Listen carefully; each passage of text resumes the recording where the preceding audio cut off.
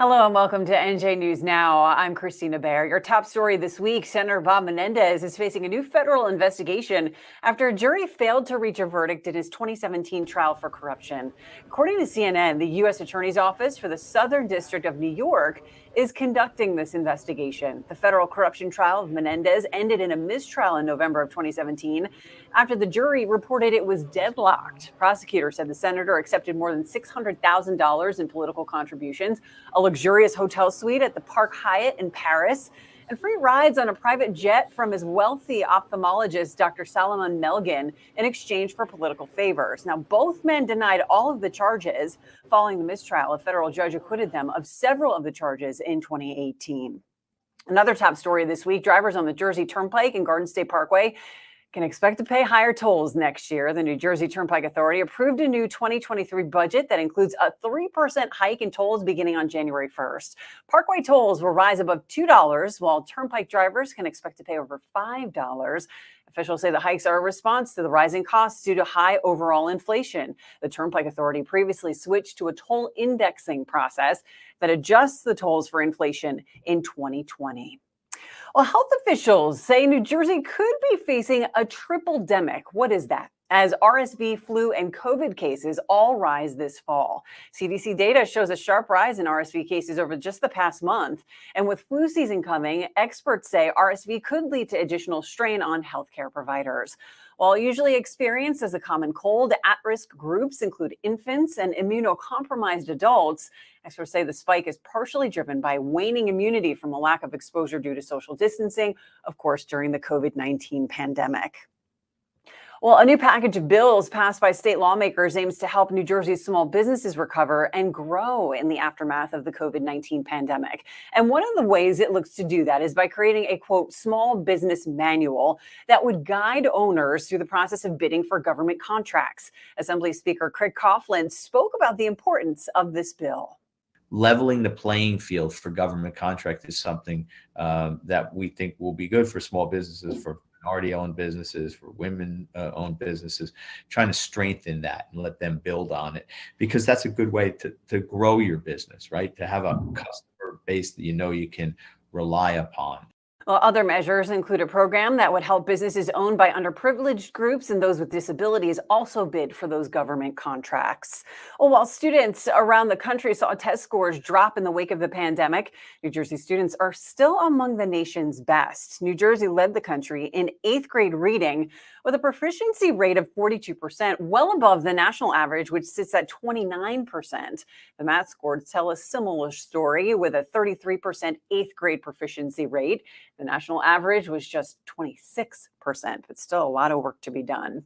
The Popcorn Park Animal Refuge will remain closed for the rest of this week after a duck and goose was found dead from bird flu. Zoo officials say that they're working with state and federal authorities at the Department of Agriculture to keep their other animals now from getting sick. No human cases, luckily, have been found here in New Jersey, but experts are warning people to just be cautious anyway. Unless more cases are detected, the zoo will reopen on Saturday morning. Well, bear incidents in New Jersey have tripled over the last year, and state data says that there have been 433 sightings and more than 1,500 damage reports. Sussex County led the state with 701 incidents. State officials say the black bears are particularly active this time of year as they continue to collect food ahead of their hibernation. The DEP is telling residents to keep an eye on food that you leave outside your home, as sources like open garbage cans can be attractive for bears, and to never purposely leave food out for the bears as well.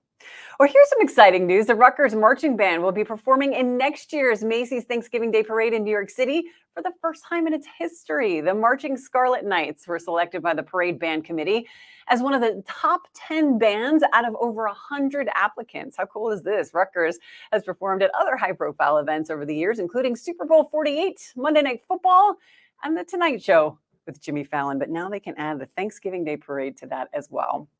Well, a local dad has created a free app called Fright Maps. Shows every Halloween attraction, event, and Halloween display in the state. It's interactive, so users can also upload their own decoration photos. And in fact, it shows every Halloween attraction across the country.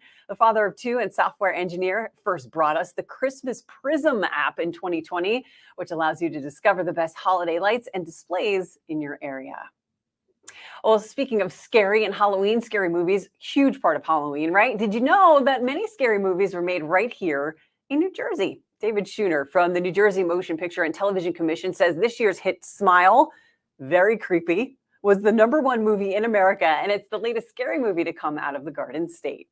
In New Jersey, we work on everything, no matter where it's going to eventually wind up. But it's kind of great to have the theaters thriving again with a production that's from Jersey.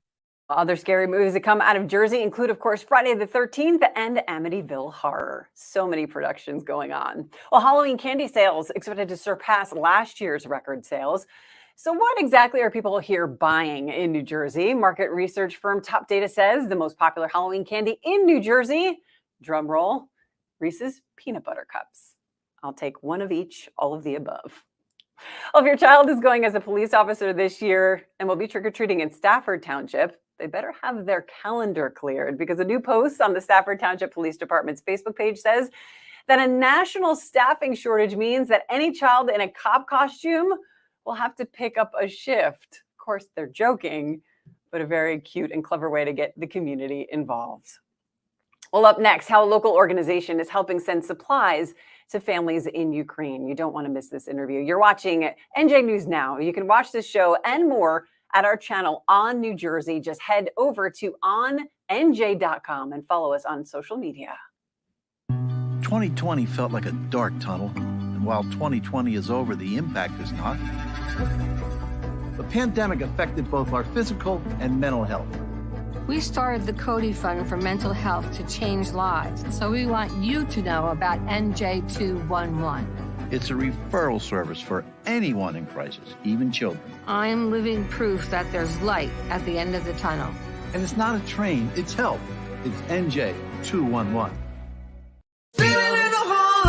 The New Jersey Hall of Fame is coming to you, celebrating our best and brightest, greeting guests along our Garden State Parkway through its 9 service areas, engaging travelers from our terminals to our transit centers, inspiring new generations as we move from town to town, and at New Jersey's hottest red carpet ceremony, inspiring New Jerseyans at our new home at American Dream. It's the New Jersey Hall of Fame, and it's where you want to be, because everyone needs a hero.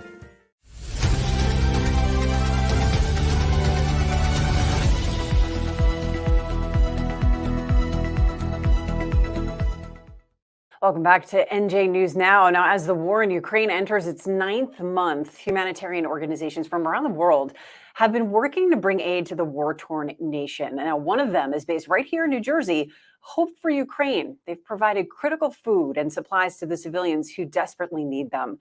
Founder and CEO Yuri Boyechko was on the New Jersey Morning Show and spoke about the struggle to get supplies to Ukraine. I mean, it's 24/7 work, because basically the way the aid gets it, we load like on the containers, like you see on the pictures here. It goes by ship to Poland. From there, it gets on a truck. It gets through the border to our facility in Lviv, Ukraine, to our warehouses. From there, we have our network of volunteers that we have over 100 all across Ukraine. They come with their vans, they take it to the most desperate parts of Ukraine, and then we have people on the ground there distribute that aid all across the country, yes. Well, you can find more information and ways to help on their website, hopeforukraine.net. Well, New Jersey continues to face disruptions in the judicial system due to the shortage of judges. Well, Senator John Bramnick says for many civil cases, it could be a long wait before they even get a court date. If you have a landlord-tenant matter, you're a landlord, you want to get your rent, or a tenant, and you've got a problem with the landlord, it may be years before you can get to a judge. Same thing in an accident case or a criminal case. The bottom line is judges are really, really important, and we need to fill all those positions, because it really does. Delayed justice is a serious problem. While 4 Superior Court judges were confirmed last month, NJ Advanced Media reports that 73 more are expected to retire by the end of the year. 7 New Jersey universities made the latest U.S. News and World Report list of the world's top 2,000 colleges, and Princeton was ranked the highest, coming in as the world's 16th best university. Rutgers, New Brunswick was next, coming in at 143rd. Rutgers, New Brunswick also had 2 top 50 academic fields. Their food science program is the 25th best in the world, while their agriculture program was ranked 49th. Rutgers, Newark, and NJIT made the top 1,000 as well. Montclair State, Stevens Tech, and Rowan also made the list.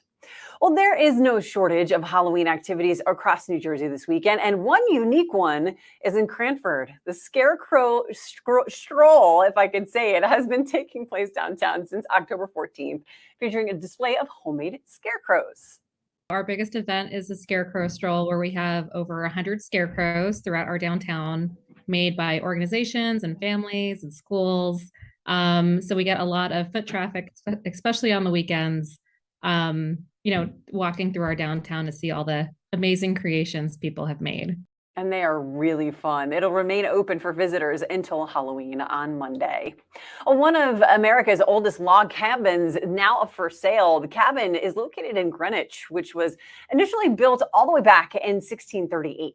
The home has stood the test of time well, as it's still built with most of the original logs used to build it in the 17th century. You're seeing pictures here. The current owner has owned the cabin since 1968, filling it with historical artifacts and regularly allowing visitors to tour the home.